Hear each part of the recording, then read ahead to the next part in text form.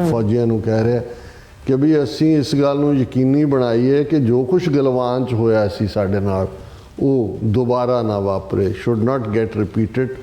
It means our eyes and ears and a whole of nation approach should be focused towards that. ਸਾਨੂੰ ਇਸ ਗੱਲ ਦੇ ਉੱਤੇ ਕਨਵਰਜ ਹੁੰਦਾ ਹੈ ਕਿ ਦਿਮਾਗ ਸਿਰ ਜੋੜ ਕੇ ਬੈਠੀਏ ਇਸ ਇਸ਼ੂ ਦੇ ਉੱਤੇ ਕਿ ਵੀ ਸਾਨੂੰ ਗਲਵਾਨ ਵਰਗਾ ਸਰਪ੍ਰਾਈਜ਼ ਕਦੇ ਫੇਰ ਭਵਿੱਖ ਦੇ ਵਿੱਚ ਨਾ ਮਿਲੇ। ਚਾਈਨਾ ਸੈਲੀਬ੍ਰੇਟ ਕਰ ਰਿਹਾ ਹੈ ਆਪਣਾ ਦੁਨੀਆ ਦੇ ਵਿੱਚ ਐਕਸਪੋਰਟ ਕਿੰਨੇ ਗੁਣਾ ਵੱਧ ਕੇ, ਇਕੋਨਮੀ ਉਹਨਾਂ ਦੀ ਕਿੱਥੇ ਪਹੁੰਚ ਗਈ, ਤੇ ਭਾਰਤ ਸੈਲੀਬ੍ਰੇਟ ਕਰ ਰਿਹਾ ਕਿ ਕਿੰਨੇ ਕਰੋੜ ਜਿਹੜੇ ਨੇ ਉਹਨਾਂ ਨੇ ਆਪਣੇ ਪਾਪ ਧੋਤੇ ਨੇ ਗੰਗਾ ਦੇ ਵਿੱਚ।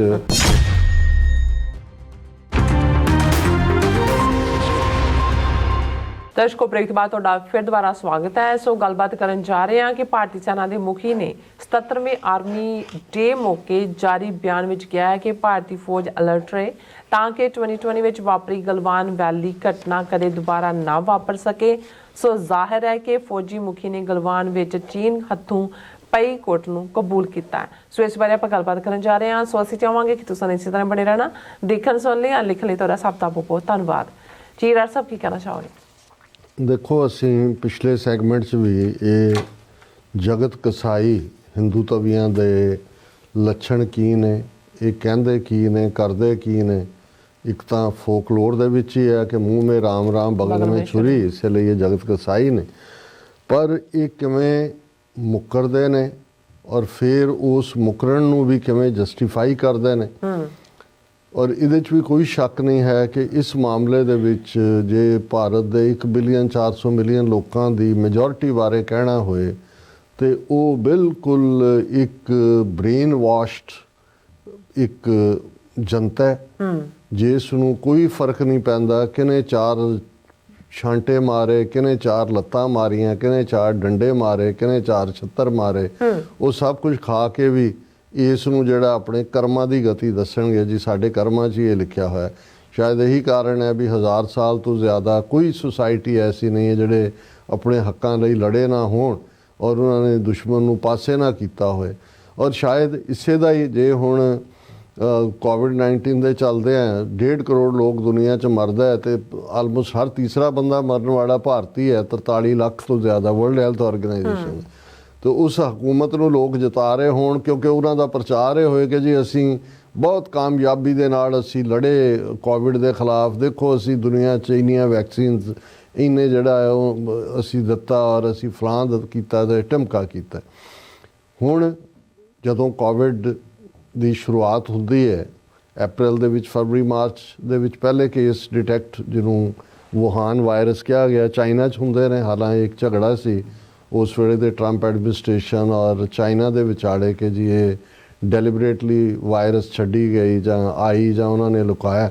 ਪਰ ਉਸ ਪੀਰੀਅਡ ਦੇ ਵਿੱਚ ਜੂਨ ਦੇ ਮਹੀਨੇ, ਜੂਨ 2020 ਜੇ ਖਬਰ ਨਿਕਲ ਕੇ ਆਉਂਦੀ ਹੈ ਕਿ ਵੀ ਚੀਨੀ ਫੌਜੀਆਂ ਨੇ ਗਲਵਾਨ ਵੈਲੀ ਦੇ ਵਿੱਚ 20 ਦੇ ਕਰੀਬ ਭਾਰਤੀ ਫੌਜੀਆਂ ਨੂੰ, ਜਿਨ੍ਹਾਂ ਦੇ ਵਿੱਚ ਉਹਨਾਂ ਦੇ ਈਵਨ ਇੱਕ ਕਮਾਂਡਰ ਲੈਵਲ ਅਫਸਰ ਵੀ ਹੈ, ਉਹ ਡੰਡਿਆਂ ਔਰ ਦੂਜਿਆਂ ਕੋਈ ਗੋਲੀ ਨਹੀਂ ਚੱਲੀ, ਕੋਈ ਦੂਸਰਾ ਨਹੀਂ ਹੈ ਕਿ ਵੀ ਉਹਦੇ ਬੈਟਸ ਨਾਲ ਔਰ ਵੁਡਨ ਜਿਹੜੇ ਸਟਿਕਸ ਨੇ ਉਹਨਾਂ ਦੇ ਨਾਲ ਹੀ ਮਾਰਿਆ। ਔਰ ਇਹ ਖਬਰ ਆਉਂਦਿਆਂ ਹੀ ਫਿਰ ਇਹ ਹੋਇਆ, ਕੁਛ ਦਿਨਾਂ ਬਾਅਦ ਪਤਾ ਲੱਗਾ ਜੀ ਕੁਛ ਤਾਂ ਉਹ ਪ੍ਰਿਜ਼ਨਰ ਆਫ ਵਾਰ ਵੀ ਉਹਨਾਂ ਨੇ ਲਏ। ਪਰ ਇਹਨਾਂ ਨੇ, ਭਾਰਤ ਨੇ ਇੰਨਾ ਕਿ ਉਸਦਾ ਧੂਆਂਧਾਰ ਪ੍ਰਚਾਰ ਆਪਣੇ ਵੱਲੋਂ ਕਿ ਭਾਰਤੀ ਫੌਜੀਆਂ ਦੀ ਬਹਾਦਰੀ ਨੇ ਚੀਨੀਆਂ ਨੂੰ ਇੰਨੇ ਮਾਰਤੇ, ਭੱਜਣ ਤੇ ਮਜਬੂਰ ਕਰਤਾ, ਇੱਧਰ ਹੋ ਗਿਆ ਉੱਧਰ ਹੋ ਗਿਆ। ਹੁਣ ਉਹ ਜਿਹੜਾ ਗਲਵਾਨ ਵੈਲੀ ਦੇ ਵਿੱਚ ਟਕਰਾਅ ਜੂਨ ਦੇ ਵਿੱਚ ਸਾਹਮਣੇ ਆਇਆ, ਹਾਲਾਂ ਅਪ੍ਰੈਲ ਤੋਂ ਹੀ ਚਾਈਨੀਜ਼ ਦੀ ਜਿਹੜੀ ਪ੍ਰੈਜ਼ੈਂਸ ਹੈ ਉਸ ਖਿੱਤੇ ਦੇ ਵਿੱਚ ਸ਼ੁਰੂ ਹੋ ਗਈ ਸੀ। ਉਹ ਚੱਲਦਾ ਉਸ ਲੈਵਲ ਤੇ ਪਹੁੰਚ ਗਿਆ ਜਦੋਂ ਅਸੀਂ, ਕਿਉਂਕਿ ਜ਼ਿਕਰ ਅਸੀਂ ਰੋਜ਼ਾਨਾ ਆਲਮੋਸਟ ਕਰਦੇ ਹਾਂ ਸੁਬਰਾਮਨਿਅਮ ਸਵਾਮੀ ਦੀ ਇਸ ਸਟੇਟਮੈਂਟ ਦਾ, ਜਿਹਦੇ 'ਚ ਉਹਨੇ ਕਿਹਾ ਕਿ ਵੀ ਚੀਨ ਨੇ ਇਹਨਾਂ 4 ਸਾਲਾਂ 'ਚ 4000 ਸਕੁਅਰ ਕਿਲੋਮੀਟਰ ਤੋਂ ਜ਼ਿਆਦਾ ਜਿਹੜੀ ਲੈਂਡ ਹੈ ਉਹ ਭਾਰਤ ਦੀ ਖੋਈ ਹੈ। ਜਿਹੜੇ ਪੈਟਰੋਲ ਪੁਆਇੰਟ ਤੱਕ ਇਹਨਾਂ ਦੀ ਫੌਜ ਜਾ ਸਕਦੀ ਸੀ ਉਹ ਨਹੀਂ ਜਾ ਸਕਦੀ। ਇਸ ਮਾਮਲੇ 'ਚ 25 ਜਾਂ 26 ਮੀਟਿੰਗਸ ਉਹਨਾਂ ਦੀਆਂ ਕਦੇ ਇਸ ਪਾਸੇ ਬਾਰਡਰ ਦੇ ਕਦੇ ਉਸ ਪਾਸੇ ਕਮਾਂਡੈਂਟ ਲੈਵਲ ਹੋਈਆਂ। ਐਸ ਜੈਸ਼ੰਕਰ ਭੱਜਿਆ, ਮਾਸਕੋ ਗਿਆ, ਫਿਰ ਹੁਣ ਵੀ ਚਾਈਨਾ ਦੇ ਨਾਲ ਇਹ ਹੋ ਕੇ ਜੀ ਡੀ-ਐਸਕੇਲੇਸ਼ਨ ਹੋ ਗਈ, ਫਲਾਣਾ ਹੋ ਗਿਆ, ਢਿਮਕਾ ਹੋ ਗਿਆ, ਪਰ ਨਾਲ ਹੀ ਸਟੇਟਮੈਂਟ ਵੀ ਆ ਗਈ ਕਿ ਜੀ ਫੌਜੀ ਚੀਫ ਨੇ ਕਿਹਾ ਕਿ ਜੀ ਅਸੀਂ ਜਿਹੜੀ ਹੈ ਫੌਜ ਜਿਹੜੀ 60-70 ਹਜ਼ਾਰ ਰੱਖੀ ਹੋਈ ਹੈ ਈਸਟਰਨ ਬਾਰਡਰ ਤੇ ਉਹਨੂੰ ਅਸੀਂ ਰਿਡਿਊਸ ਨਹੀਂ ਕਰ ਰਹੇ। ਫਿਰ ਆਮ ਵੀ ਪੁੱਛਿਆ ਗਿਆ ਕਿ ਵੀ ਜੇ ਡੀ-ਐਸਕੇਲੇਸ਼ਨ ਹੀ ਹੋ ਗਈ ਹੈ, ਸਮਝੌਤਾ ਹੋ ਗਿਆ, ਚੀਨ ਮੰਨ ਗਿਆ, ਤੇ ਫਿਰ ਫੌਜ ਕਿਉਂ ਨਹੀਂ ਤੁਸੀਂ ਵਾਪਸ ਲਿਆ ਰਹੇ? ਤੇ ਤੁਸੀਂ ਪਾਰਲੀਮੈਂਟ ਡਿਸਕਸ਼ਨ ਕਰੋ, ਦੱਸੋ ਕੀ ਮੰਨਿਆ। ਹੁਣ ਜਿਹੜੀ ਹਕੀਕਤ ਹੌਲੀ ਸਾਹਮਣੇ ਆਉਂਦੀ ਹੈ, ਨਹਿਰੂ ਈਰਾ ਨੂੰ ਜਿੰਨਾ ਮਰਜ਼ੀ ਇਹ ਭੰਡਣ ਦੀ ਕੋਸ਼ਿਸ਼ ਹੁੰਦੀ ਹੈ, ਰਾਈਟਲੀ ਸੋ, ਸਿੱਖ ਪਰਸਪੈਕਟਿਵ ਤੋਂ ਤਾਂ ਐਂਟੀ ਸਿੱਖ ਲਾਈਨ ਹੀ ਸੀ, ਪਰ ਘੱਟੋ ਘੱਟ ਜਦੋਂ 1962 ਦੇ ਵਿੱਚ ਟਕਰਾਅ ਹੁੰਦਾ ਹੈ ਭਾਰਤ ਔਰ ਚੀਨ ਦਾ, ਔਰ ਜ਼ਾਹਰ ਹੈ ਦਿਲਵਦੀ ਭਾਰਤ ਨਹੀਂ ਕੀਤੀ ਕਿਉਂਕਿ ਤਾਜ਼ਾ ਗੋਆ ਫਤਿਹ ਕੀਤਾ ਸੀ 1960 'ਚ, ਉਸ ਤੋਂ ਪਹਿਲਾਂ ਹੈਦਰਾਬਾਦ ਲਿਆ ਸੀ ਫੌਜੀ ਤਾਕਤ ਨਾਲ, ਤੇ ਨਹਿਰੂ ਦਾ ਦਿਮਾਗ ਵੀ ਖਰਾਬ ਸੀ ਜੀ।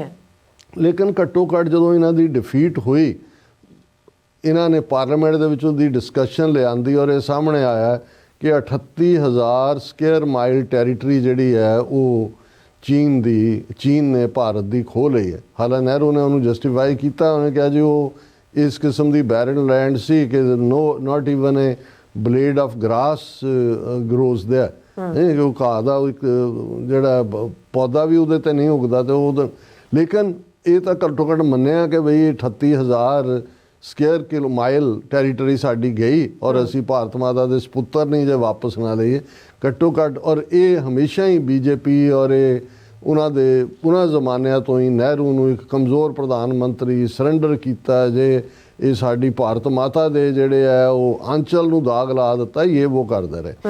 ਹੁਣ ਇਹ ਮੰਨਣ ਨੂੰ ਹੀ ਤਿਆਰ ਨਹੀਂ ਕਿ ਵੀ ਚੀਨ ਦਾ ਤਾਂ ਨਾਂ ਹੀ ਨਹੀਂ ਲੈਣ ਨੂੰ ਤਿਆਰ ਵੀ 4,000 ਸਕੁਅਰ ਕਿਲੋਮੀਟਰ ਗਏ। ਔਰ ਇਹ ਜਿਹੜਾ ਖਬਰ ਅਸੀਂ ਇਸ ਡਿਸਕਸ਼ਨ ਲਈ ਚੁਣੀ ਹੈ, ਹੁਣ ਇਸ ਵੇਲੇ ਜਿਹੜਾ ਭਾਰਤ ਦਾ ਫੌਜੀ ਕਮਾਂਡਰ ਹੈ ਉਹ ਜਨਰਲ ਉਪਵਿੰਦਰ ਦਵਿਵੇਦੀ ਹੈ, ਔਰ ਇਹ ਦਿਨ 77th ਆਰਮੀ ਡੇ ਪੈਰੇਡ ਦਾ, ਔਰ ਇਸ ਦਾ ਆਰਮੀ ਡੇ ਪੈਰੇਡ ਦਾ ਓਰੀਜਨ ਇਹ ਹੈ ਕਿ 1949 ਦੇ ਵਿੱਚ ਇਸ ਦਿਨ 15 ਜਨਵਰੀ 1949 ਨੂੰ ਜਿਹੜਾ ਬ੍ਰਿਟਿਸ਼ ਆਰਮੀ ਦਾ ਜਨਰਲ ਸੀ ਉਸ ਵੇਲੇ ਇੰਡੀਅਨ ਆਰਮੀ ਦਾ ਜਨਰਲ ਫ੍ਰਾਂਸਿਸ ਬੁਚਰ, ਉਹਨੇ ਜਿਹੜੀ ਫੌਜ ਦੀ ਕਮਾਂਡ ਹੈ ਇੰਡੀਅਨ ਨੂੰ ਸੌਂਪ ਦਿੱਤੀ ਸੀ ਜਨਰਲ KM ਕਰਿਆਪਾ ਨੂੰ, ਜਿਹੜਾ ਜ਼ਾਹਰ ਹੈ ਕਿ ਇੱਕ ਪਾਰਸੀ ਸੀ, ਉਸ ਦੇ ਹਵਾਲੇ। ਔਰ ਇਹਨੂੰ ਇਹ ਜਿਹੜਾ ਐਜ਼ ਏ ਆਰਮੀ ਡੇ ਦੇ ਤੌਰ ਦੇ ਉੱਤੇ ਮਨਾਉਂਦੇ ਨੇ, ਆਰਮੀ ਡੇ ਪੈਰੇਡ ਹੁੰਦੀ ਹੈ।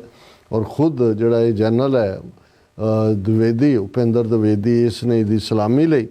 ਔਰ ਇਸ ਮੌਕੇ ਦੇ ਉੱਤੇ ਉਸ ਨੇ ਜੋ ਤਕਰੀਰ ਕੀਤੀ ਉਸ ਨੂੰ ਮੈਂ ਸਿਰਫ ਉਹਦੇ ਲਫ਼ਜ਼ ਹੀ ਦੁਹਰਾ ਦਿੰਦਾ ਤਾਂ ਕਿ ਗਲਵਾਨ ਵੈਲੀ 'ਚ ਇਹਨਾਂ ਦੇ ਨਾਲ ਕੀ ਹੋਇਆ ਉਸ ਨੂੰ ਇਹਨੇ ਐਡਮਿਟ ਕੀਤਾ।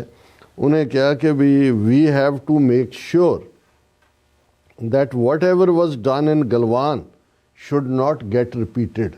ਫੌਜੀਆਂ ਨੂੰ ਕਹਿ ਰਿਹਾ ਕਿ ਵੀ ਅਸੀਂ ਇਸ ਗੱਲ ਨੂੰ ਯਕੀਨੀ ਬਣਾਈਏ ਕਿ ਜੋ ਕੁਝ ਗਲਵਾਨ 'ਚ ਹੋਇਆ ਸੀ ਸਾਡੇ ਨਾਲ ਉਹ ਦੁਬਾਰਾ ਨਾ ਵਾਪਰੇ, should not get repeated। It means our eyes and ears and a whole of nation approach should be focused towards that, ਕਿ ਸਾਡੀਆਂ ਅੱਖਾਂ ਖੁੱਲੀਆਂ ਰਹਿਣੀਆਂ ਚਾਹੀਦੀਆਂ ਨੇ, ਸਾਡੇ ਕੰਨ ਖੁੱਲੇ ਰਹਿਣੇ ਚਾਹੀਦੇ ਨੇ, ਸਾਰੇ ਨੇਸ਼ਨ ਦੀ ਅਪਰੋਚ ਇਹੀ ਹੋਣੀ ਚਾਹੀਦੀ ਵੀ ਅਸੀਂ ਗਲਵਾਨ ਦੁਬਾਰਾ ਨਹੀਂ ਹੋਣ ਦੇਣਾ। whether it is a diplomatic effort or military effort or even Ministry of Home Affairs in terms of Central Armed Police Forces effort, we all should converge on this issue and make sure that we should not get any surprises in the future। ਉਹ ਕਹਿੰਦਾ general ਇਹਨਾਂ ਦਾ ਕਿ ਵੀ ਇਹ diplomatic effort ਹੋਏ, military effort ਹੋਏ, ਜਿਹੜਾ ministry of home affairs ਦੇ ਰਾਹੀਂ ਜਿਨ੍ਹਾਂ ਦੀ ਫੋਰਸ ਹੈ ਸੈਂਟਰਲ ਆਰਮਡ ਪੁਲਿਸ ਫੋਰਸਿਸ, ਸਾਨੂੰ ਇਸ ਗੱਲ ਦੇ ਉੱਤੇ ਕਨਵਰਜ ਹੁੰਦਾ ਹੈ ਕਿ ਦਿਮਾਗ ਸਿਰ ਜੋੜ ਕੇ ਬੈਠੀਏ ਇਸ ਇਸ਼ੂ ਦੇ ਉੱਤੇ ਕਿ ਵੀ ਸਾਨੂੰ ਗਲਵਾਨ ਵਰਗਾ ਸਰਪ੍ਰਾਈਜ਼ ਕਦੇ ਫੇਰ ਭਵਿੱਖ ਦੇ ਵਿੱਚ ਨਾ ਮਿਲੇ। ਹੁਣ ਇਹਨੂੰ ਤੁਸੀਂ ਕੀ ਕਹੋਗੇ, ਕੌਣ ਇਹਨੂੰ ਰਿਫਿਊਟ ਕਰ ਸਕਦਾ ਹੈ ਵੀ ਗਲਵਾਨ 'ਚ ਇਹਨਾਂ ਦੇ ਨਾਲ ਕੀ ਵਾਪਰਿਆ, ਕਿਵੇਂ ਜੁੱਤੀਆਂ ਖਾਧੀਆਂ ਔਰ ਕਿਵੇਂ ਜਿਹੜੀ ਹੈ ਉੱਥੋਂ ਭੱਜੇ ਔਰ ਕਿੰਨੀ ਲੈਂਡ ਸਰੈਂਡਰ ਕੀਤੀ। ਔਰ ਉਹ ਜਿਹੜਾ ਬਾਕੀ ਤਾਂ ਜਿਹੜੇ ਉਹ ਸਾਰੀ ਖਬਰ ਦੀ ਡੀਟੇਲ ਹੀ ਹੈ, ਲੇਕਿਨ ਇਹ ਕੀ ਪਾਰਟ ਹੈ। ਹੁਣ ਇੱਕ ਪਾਸੇ ਤਾਂ ਚੀਨ ਦੇ ਸਾਹਮਣੇ ਇਹਨਾਂ ਦੀ ਇਹ ਲਾਈਨ ਫੜੀ ਹੋਈ ਹੈ, ਦੂਜੇ ਪਾਸੇ ਅਸੀਂ ਦੇਖਦੇ ਹਾਂ ਵੀ ਪਾਕਿਸਤਾਨ ਨੂੰ ਧਮਕੀਆਂ ਤੇ ਧਮਕੀਆਂ ਦੇ ਰਹੇ ਰਾਜਨਾਥ ਸਿੰਘ ਜਿਹੜਾ ਇਸੇ ਹੀ ਡਿਫੈਂਸ ਫੋਰਸਿਸ ਦਾ ਡਿਫੈਂਸ ਮਿਨਿਸਟਰ ਹੈ, ਉਹਨੇ ਪਿਛਲੇ ਦਿਨਾਂ ਦੇ ਵਿੱਚ ਇਹ ਕਿਹਾ ਕਿ ਵੀ ਅਸੀਂ ਪਾਕਿਸਤਾਨ ਆਕੂਪਾਈਡ ਕਸ਼ਮੀਰ ਵੀ ਲੈਣਾ ਹੈ, ਉਹ ਬੜਾ ਅਸੀਂ ਮੁਕੰਮਲ ਕਰਾਂਗੇ। ਫਿਰ ਇੰਡੀਅਨ ਆਰਮੀ ਚੀਫ ਨੇ ਇੱਕ ਪਾਸੇ ਕਸ਼ਮੀਰ ਬਾਰਡਰ ਤੇ ਜਾ ਕੇ ਕਿਹਾ ਕਿ ਜੀ ਪਾਕਿਸਤਾਨ ਇਨਫਿਲਟਰੇਟ ਕਰਵਾ ਰਿਹਾ ਇੱਥੇ। ਹਾਲਾਤ ਇਹ ਨੇ ਕਿ 2019 ਤੋਂ ਲੈ ਕੇ ਹੁਣ ਆਲਮੋਸਟ 6ਵਾਂ ਸਾਲ ਹੋ ਜਾਣਾ ਹੈ ਜਦੋਂ ਦਾ ਉਹਨਾਂ ਨੇ ਕਸ਼ਮੀਰ ਨੂੰ ਇੱਕ ਯੂਨੀਅਨ ਟੈਰੀਟਰੀ ਬਣਾਇਆ ਹੈ, ਉਹਨਾਂ ਦੀ ਜਿਹੜੀ ਹੈ ਉਹ ਹੋਂਦ ਦੀ ਸਟੇਟ ਦੀ ਖਤਮ ਕੀਤੀ ਹੈ ਔਰ ਆਰਟੀਕਲ 370 ਖਤਮ ਕੀਤਾ ਹੈ। ਲੇਕਿਨ ਕੋਈ ਦਿਨ ਐਸਾ ਨਹੀਂ ਹੈ ਜਿੱਦਣ ਇਹਨਾਂ ਦੇ ਫੌਜੀ ਨਹੀਂ ਉੱਡ ਰਹੇ, ਮਰ ਨਹੀਂ ਰਹੇ ਕਿਤੇ। ਹੁਣ ਉਹ ਖਬਰਾਂ ਡਾਇਰੈਕਟ ਕਹਿਣਗੇ ਜੀ, ਉਹਨਾਂ ਨੇ ਹੁਣ ਕਹਿਣਗੇ ਜੀ ਆਰਮੀ ਜੀਪ ਸਲਾਈਡਡ ਇਨਟੂ ਏ ਗੋਰਜ, ਇੱਕ ਨਾਲੇ 'ਚ ਡਿੱਗ ਪਈ, 5 ਮਰ ਗਏ, ਉਹਨਾਂ 'ਚ ਇੱਕ ਕਪਤਾਨ ਹੈ, 4 ਦੂਜਾ ਹੈ। ਕਿਤੇ ਇਹ ਹੈ ਕੱਲ ਪਰਸੋਂ ਸੀ ਕਿ ਜੀ ਉੱਥੋਂ ਇੱਕ ਫੌਜੀ ਕੰਟੇਨਰ ਲੰਘ ਰਹੀ ਸੀ, ਕੋਈ ਪੁਰਾਣੀ ਮਾਈਨ ਦੱਬੀ ਹੋਈ ਸੀ ਜਿਹੜੀ ਸ਼ਾਇਦ ਸਾਡੀ ਫੌਜ ਨਹੀਂ ਦੱਬੀ ਸੀ, ਉਹਦੇ ਨਾਲ 4 ਜ਼ਖਮੀ ਹੋ ਗਏ।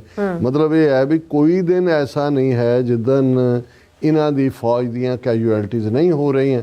ਪਰ ਬਲੇਮ ਇਹ ਪਾਕਿਸਤਾਨ ਨੂੰ ਕਰਨਾ, ਇਹਨਾਂ ਨੂੰ ਸ਼ਾਇਦ ਇਸ ਗੱਲ ਦੀ ਸਮਝ ਨਹੀਂ ਹੈ ਵੀ ਜਿਹੜੇ ਲੋਕ ਗੈਰਤਮੰਦ ਨੇ, ਅਣਖੀ ਨੇ, ਜਿਨ੍ਹਾਂ ਨੂੰ ਜ਼ੁਲਮ ਨੂੰ ਵੰਗਾਰਨਾ ਆ ਜਾਂਦਾ ਹੈ, ਉਹ ਤੁਸੀਂ ਉਹਨਾਂ ਨੂੰ ਐਲੀਮੀਨੇਟ ਤਾਂ ਕਰ ਸਕਦੇ ਹੋ, ਵੱਡੀ ਤਾਕਤ ਉਹਨਾਂ ਨੂੰ ਹਰ ਇੱਕ ਨੂੰ ਮਾਰ ਪਰ ਤੁਸੀਂ ਉਹਨਾਂ ਨੂੰ ਝੁਕਾ ਨਹੀਂ ਸਕਦੇ। ਸੋ ਇਹਨਾਂ ਦਾ ਜੋ ਹਸ਼ਰ ਚੀਨ ਦੇ ਹੱਥੋਂ ਹੋਇਆ, ਪਾਕਿਸਤਾਨ ਨੂੰ ਇਹ ਕੁਰਕੀ ਜ਼ਰੂਰ ਮਾਰ, ਕਿਉਂਕਿ ਇਹ ਆਪਣੀ ਡੋਮੈਸਟਿਕ ਕਰਾਊਡ ਨੂੰ ਸੈਟੀਸਫਾਈ ਕਰਦੇ ਨੇ ਕਿ ਦੇਖੋ ਜੀ ਅਸੀਂ ਕਿੰਨਾ, ਕਿਉਂਕਿ ਐਂਟੀ ਮੁਸਲਿਮ ਕੈਂਪੇਨ ਦੇ ਨਾਲ ਹੀ ਇਹਨਾਂ ਨੇ ਵੋਟਾਂ ਲੈਣੀਆਂ ਨੇ ਉਹਨਾਂ ਦੀਆਂ। ਪਰ ਹਾਲਾਤ ਇਹਨਾਂ ਦੇ ਬਹੁਤ ਮਾੜੇ ਨੇ ਔਰ ਇਹਨਾਂ ਦਾ ਜਿਹੜਾ ਪੂਰਾ ਜਲੂਸ ਨਿਕਲਿਆ ਹੋਇਆ, ਆਈਸੋਲੇਟ ਵੀ ਹੋਏ ਨੇ, ਪੋਲੀਟੀਕਲੀ ਵੀ, ਮਿਲੀਟੈਰੀਲੀ ਵੀ ਇਹਨਾਂ ਦੇ ਪੱਲੇ ਕੁਛ ਨਹੀਂ ਹੈ। ਇਕੋਨਮੀ ਵੀ ਜਿਵੇਂ ਅਸੀਂ ਡਾਲਰ ਦੇ ਮੁਕਾਬਲੇ ਰੁਪਈਆ ਲੁੜਕ ਰਿਹਾ ਔਰ ਇਹਨਾਂ ਦੀ ਕ੍ਰੈਡੀਬਿਲਿਟੀ, ਜਿਹਨੂੰ ਅੰਗਰੇਜ਼ੀ ਦਾ ਲਫ਼ਜ਼ ਜਿਲਚ ਹੈ, ਉਹ ਹੋਈ ਹੈ। ਪਰ ਫਿਰ ਵੀ ਤੁਸੀਂ ਕਹੋ ਕਿ ਜੀ ਵੀ ਅਸੀਂ ਭਾਰਤ ਮਾਤਾ ਦੇ ਸਪੁੱਤਰ, ਸਾਡੀ 56 ਇੰਚ ਕੀ ਛਾਤੀ, ਔਰ ਅਸੀਂ ਅਸਮਾਨ ਤੋਂ ਜਿਹੜਾ ਹੈ ਉਹ ਤਾਰੇ ਤੋੜ ਕੇ ਸਾਡੇ ਪੂਰਵਜ ਵੀ ਲਿਆਂਦੇ ਰਹੇ। ਅਸੀਂ ਤਾਂ ਅਸਮਾਨ ਤੋਂ ਸੂਰਜ, ਦੇਖੋ ਸਾਡੇ ਹਨੂਮਾਨ ਜੀ, ਉਹ ਤਾਂ ਸਿੱਧਾ ਸੂਰਜ ਹੀ ਨਿਕਲ ਗਏ ਸੀ ਤੇ ਤੁਸੀਂ ਹਨੂਮਾਨ ਦੇ ਪੁੱਤਰ ਹੋ। ਸੋ ਹੁਣ ਇਸ ਕਿਸਮ ਦੀਆਂ ਕਹਾਣੀਆਂ ਜ਼ਰੂਰ ਸੁਣਾਉਣ। ਔਰ ਨਾਲ ਦੀ ਨਾਲ ਕੁੰਭ ਚੱਲ ਰਿਹਾ ਅੱਜ ਕੱਲ੍ਹ ਕਿ ਜੀ ਇੰਨੇ ਕਰੋੜ ਉੱਥੇ ਨਹਾਉਣਗੇ। ਉਹ ਕਿਹੜੀ ਸਟੀਵਨ ਜੈਬਸ ਦੀ ਘਰ ਵਾਲੀ ਵਿਚਾਰੀ, ਉਹਨੂੰ ਸੰਨਿਆਸਣ ਦਾ ਪਾ ਕੇ, ਇਹ ਅਮਰੀਕਨਾਂ ਨੂੰ ਵੀ ਚੜ੍ਹਦਾ ਹੁੰਦਾ ਚਾਅ ਕਿਤੇ ਨਾ ਕਿਤੇ ਜੀ ਕਿ ਅਸੀਂ ਆਪਣੀ ਸਪਿਰਿਚੁਅਲਿਟੀ ਲੱਭਣੀ ਹੈ। ਉਹ ਬਿਮਾਰ ਹੋ ਗਈ, ਹੁਣ ਆ ਗਿਆ ਜੀ, ਠੀਕ ਹੋ ਗਈ ਹੈ ਜਾਂ ਦੂਜਾ। ਸੋ ਆਰਕੈਸਟ੍ਰੇਟ ਕਰਨਾ ਔਰ ਉਹਨੂੰ ਕਹਿਣਾ ਜੀ ਇਨਸਾਨੀ ਤਾਰੀਖ, ਇਨਸਾਨੀ ਇਸ ਪਲੈਨਟ 'ਚ ਸਭ ਤੋਂ ਵੱਡਾ ਇਕੱਠ ਕੁੰਭ ਦਾ। ਔਰ ਅੱਜ ਹੀ ਇੱਕੋ ਕੱਢ ਰਿਹਾ ਸੀ, ਕਹਿੰਦੇ ਜਿੰਨਾ ਇਹ ਕਹਿ ਰਹੇ ਨੇ ਉਹਦਾ 10ਵਾਂ ਹਿੱਸਾ ਵੀ ਨਹੀਂ। ਹਾਲਾਂ ਉਹ ਕਿਹੜਾ ਆਮ ਤਾਂ ਹੁੰਦਾ ਸੀ ਕਿ ਜਿਹੜਾ ਇਹ ਕਿਹੜਾ ਕੁੰਭ ਦਾ ਮੇਲਾ ਜਿਹੜਾ 12 ਸਾਲੀ ਹੁੰਦਾ, ਵੈਸੇ ਉਹਦਾ ਅਰਧ ਕੁੰਭ ਵੀ ਹੈ, ਅਰਧ ਦਾ ਅਰਧ ਵੀ ਹੈ। ਪ੍ਰਯਾਗਰਾਜ ਔਰ ਦੂਜੇ ਇਕੱਠੇ ਹੁੰਦੇ ਨੇ, ਪੰਡਤਾਂ ਨੇ ਬਹਿਣਾ ਹੁੰਦਾ ਸਾਰਾ ਗੰਗਾ ਜਮਨਾ ਦੇ ਕੰਢੇ, ਦਾਨ ਵੀ ਬੜਾ ਲੈਣਾ ਹੁੰਦਾ। ਹੁਣ ਤਾਂ ਬੜੇ ਟੈਂਟ ਲਾਏ ਹੋਏ ਨੇ, ਕਮਰਸ਼ੀਅਲਾਈਜ਼ ਕੀਤਾ ਹੋਇਆ। ਲੇਕਿਨ ਉਹ ਠੀਕ, ਅੱਜ ਇੱਕ ਪੱਤਰਕਾਰ ਨੇ ਕਿਹਾ ਕਿ ਚਾਈਨਾ ਸੈਲੀਬ੍ਰੇਟ ਕਰ ਰਿਹਾ ਹੈ ਆਪਣਾ ਦੁਨੀਆ ਦੇ ਵਿੱਚ ਐਕਸਪੋਰਟ ਕਿੰਨੇ ਗੁਣਾ ਵੱਧ ਕੇ, ਇਕੋਨਮੀ ਉਹਨਾਂ ਦੀ ਕਿੱਥੇ ਪਹੁੰਚ ਗਈ, ਤੇ ਭਾਰਤ ਸੈਲੀਬ੍ਰੇਟ ਕਰ ਰਿਹਾ ਕਿ ਕਿੰਨੇ ਕਰੋੜ ਜਿਹੜੇ ਨੇ ਉਹਨਾਂ ਨੇ ਆਪਣੇ ਪਾਪ ਧੋਤੇ ਨੇ ਗੰਗਾ ਦੇ ਵਿੱਚ। ਉਹ ਵਿਚਾਰੀ ਗੰਗਾ ਵੀ ਕੀ ਕਰਦੀ ਹੋਣੀ ਹੈ ਜਿਹਦੇ ਜਾਂ ਉਹ ਸਾਰੇ ਪ੍ਰਯਾਗ 'ਚ ਤਾਂ ਫਿਰ ਜਮਨਾ ਵੀ ਆ ਜਾਂਦੀ ਹੈ ਨਾ, ਸਰਸਵਤੀ ਦਾ ਵਿੱਚੋਂ ਗਾਇਬ ਹੈ ਗੰਗਾ ਜਮਨਾ ਸਰਸਵਤੀ। ਤੇ ਇਹਦੇ ਤੇ ਹੀ ਗੁਰੂ ਅਮਰਦਾਸ ਜੀ ਨੇ ਆਪਣੀ ਬਾਣੀ 'ਚ ਫਰਮਾਇਆ ਸੀ ਕਿ ਵੀ ਗੰਗਾ ਜਮਨਾ ਸਰਸਵਤੀ ਗੋਦਾਵਰੀ ਤੇ ਕਰੇ ਉਦਮ ਧੂੜ ਸਾਧੂ ਕੀ ਤਾਈ, ਕਿ ਵੀ ਹਮਰੇ ਅੰਤਰ ਭਰੇ ਕਿਲਬਿਕ ਹਮਰੀ ਧੂੜ ਸਾਧੂ ਕੀ ਧੂੜ ਗਵਾਈ। ਇਸ ਕਿਸਮ ਦੀ ਤੁਕ ਹੈ ਕਿ ਵੀ ਗੰਗਾ ਜਮਨਾ ਸਰਸਵਤੀ ਤੇ ਗੋਦਾਵਰੀ ਜਿਹਨਾਂ 'ਚ ਸਾਰੇ, ਕਿਉਂਕਿ ਗੰਗਾ ਜਮਨਾ ਸਰਸਵਤੀ ਤਾਂ ਗਾਇਬ ਹੋ ਗਈ, ਗੋਦਾਵਰੀ ਸਾਊਥ ਦੇ ਵਿੱਚ ਹੈ, ਨਾਸਿਕ ਦੇ ਵਿੱਚ ਹੈ, ਕਿ ਇਹ ਸਾਰੇ ਨਹਾ ਕੇ ਪਾਪ ਤਾਂ ਉੱਥੇ ਛੱਡ ਆਉਂਦੇ ਨੇ। ਤੇ ਉਹ ਵਿਚਾਰੀਆਂ ਲੱਭਦੀਆਂ ਫਿਰਦੀਆਂ ਨੇ ਵੀ ਇੰਨੇ ਪਾਪ ਸਾਡੇ 'ਚ ਆ ਗਏ, ਹੁਣ ਅਸੀਂ ਕਿੱਥੋਂ ਸਫਾਈ ਕਰੀਏ ਆਪਣੀ।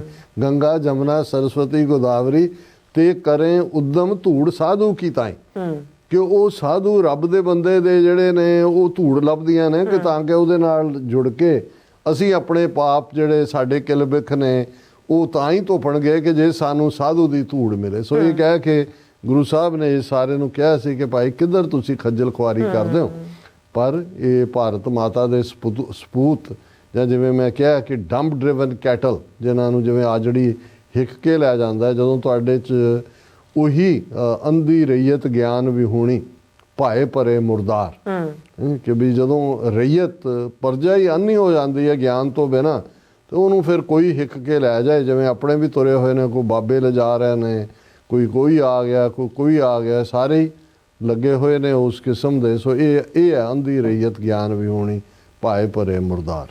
ਜੀ ਡਾਕਟਰ ਸਾਹਿਬ, ਤੁਹਾਡਾ ਬਹੁਤ ਬਹੁਤ ਧੰਨਵਾਦ। ਸੋ ਥੈਨੇ ਬ੍ਰੇਕ ਵਿਊਅਰਸ, ਤੁਸੀਂ ਇਸੇ ਤਰ੍ਹਾਂ ਬੜੇ ਰਹਿਣਾ। ਮਿਲਦੇ ਹਾਂ ਆਫਟਰ ਦਿਸ ਸ਼ਾਰਟ ਬ੍ਰੇਕ।